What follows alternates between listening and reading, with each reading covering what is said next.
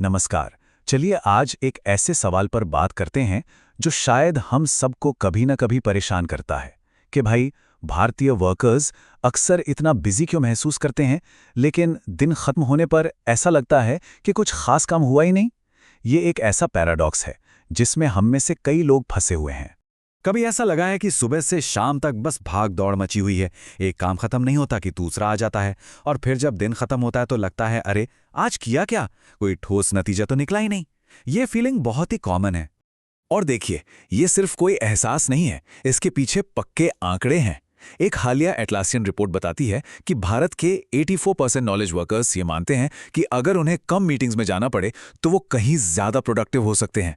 सोचिए, 100 में से 84 लोग, ये बहुत बड़ा नंबर है। इसी को कहते हैं प्रोडक्टिविटी पैराडॉक्स। मतलब हम काम के एक ऐसे चक्कर में फंस गए हैं जहां एक्टिविटी तो खूब हो रही है, लेकिन प्रोग्रेस यानी कि असल तरक्की बहुत कम है। तो चलिए थोड़ा और गहराई में जाते हैं और समझते हैं कि ऐसा क्यों है। ये आंकड़े देखिए, ये बताते हैं कि प्रॉब्लम कितनी बड़ी है।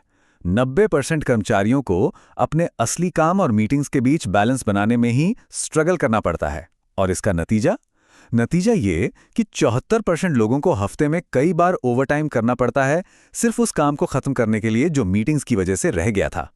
तो सबसे पहली और सीधी वजह जो सामने आती है वो है हमारा मीटिंग कल्चर, जो पूरी तरह से बिगड़ चुका है। ऐसा लगता है कि मीटिंग्स काम करने का एक तरीका होने के बजाय असल काम से बचने का एक बहाना बन गई हैं। और ये देखिए, ये आंकड़ा तो और भी चौंकाने वाला है। हर 10 में से 6 मीटिंग्स अपने मकसद को पूरा करने में फेल हो जाती हैं। मतलब हम अपना इतना सारा कीमती वक्त ऐसी चर्चाओं में बर्बाद कर रहे हैं जिनसे कोई नतीजा ही नहीं निकल रहा। तो सवाल उठता है, ये मीटिंग्स फेल क्यों हो रही हैं? इसके कई कारण हैं। सबसे पहले तो 66% मीटिंग्स का कोई क्लियर गोल ही नहीं होता। दूसरा, 82% मीटिंग्स ऐसी होती हैं जिन्हें आधे वक्त में खत्म किया जा सकता था। तीसरा, ये एक ना खत्म होने वाला सिलसिला है। 88% मीटिंग्स के बाद एक और फॉलोअप मीटिंग होती है। और इन सब का नतीजा ये है कि 70% कर्मचारी काम पर कनेक्टेड फील करने के बजाय अकेलापन महसूस करते हैं। और ये सिर्फ कोई बाहरी एक्सपर्ट नहीं कह रहा। खुद एटलासियन की रिपोर्ट में काम करने वाले लोग यही मानते हैं कि उनके रोज के काम में सबसे बड़ी रुकावट मीटिंग्स ही हैं। ये उनका अपना तजुर्बा है। लेकिन यहां एक बहुत बड़ा सवाल खड़ा होता है। क्या हो अगर ये कभी ना खत्म होने वाली मीटिंग्स सिर्फ खराब मैनेजमेंट का नतीजा ना हो, बल्कि एक बहुत बड़ी गहरी प्रॉब्लम का सिर्फ एक लक्षण हो? अब चलिए इस पूरी बातचीत को ऑफिस से बाहर निकालते हैं और नेशनल लेवल पर देखते हैं। नीति आयोग की एक रिपोर्ट हमें एक बड़ी तस्वीर दिखाती है जो हमारे देश की अर्थव्यवस्था और शिक्षा व्यवस्था से जुड़ी है। जरा इस नंबर पर गौर कीजिए, 75.8%। भारत के लगभग 76% वर्कफोर्स के पास कोई भी वोकेशनल यानी काम से जुड़ी कोई फॉर्मल ट्रेनिंग नहीं है। मतलब हमारे वर्कफोर्स के 4 में से 3 लोगों के पास अपने काम के लिए कोई फॉर्मल स्किल ट्रेनिंग ही नहीं है।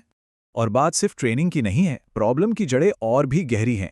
हमारे 56% से ज़्यादा वर्कफोर्स की पढ़ाई लिखाई सिर्फ प्राइमरी लेवल तक या उससे भी कम है।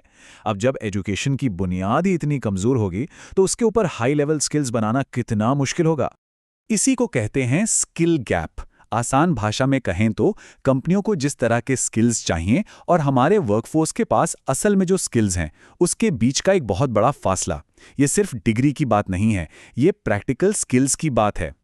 और यही नेशनल लेवल का स्किल गैप सीधा हमारे ऑफिस की उस प्रॉब्लम से जुड़ता है जिसकी हम बात कर रहे थे।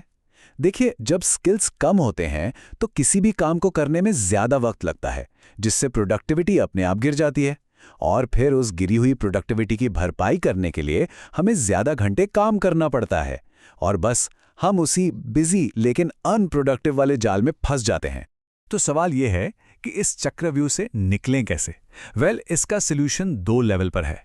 एक वो जो हम अपने ऑफिस में अपनी डेस्क पर तुरंत शुरू कर सकते हैं, और दूसरा जो एक बड़ी नेशनल स्ट्रैटेजी का हिस्सा है। सबसे पहले बात करते हैं उन छोटे छोटे बदलावों की जो फौरन किए जा सकते हैं। हर मीटिंग का एक क्लियर मकसद होना चाहिए। उसका एजेंडा पहले से सबके साथ शेयर होना चाहिए। जहां हो सके 30 मिनट की मीटिंग को 15 मिनट में खत्म करने की कोशिश करें। और हाँ, हर चीज के लिए मीटिंग जरूरी नहीं होती। एसिंक्रोनस टूल्स जैसे ईमेल या स्लैक का इस्तेमाल करें ताकि लोग अपनी सहूलियत से जवाब दे सकें। ये छोटे छोटे सुधार जरूरी तो हैं, पर ये पूरी कहानी नहीं है। ये सिर्फ प्रॉब्लम के ऊपरी हिस्से को ठीक करते हैं। असली बदलाव के लिए एक बड़े विजन की जरूरत है। तो बड़े लेवल पर क्या करने की जरूरत है? नीति आयोग की रिपोर्ट एक नेशनल स्ट्रेटजी की बात करती है। इसमें 3 मेन चीजें हैं। पहला, जो ट्रेनिंग दी जा रही है वो इंडस्ट्री की आज की डिमांड से मैच करे।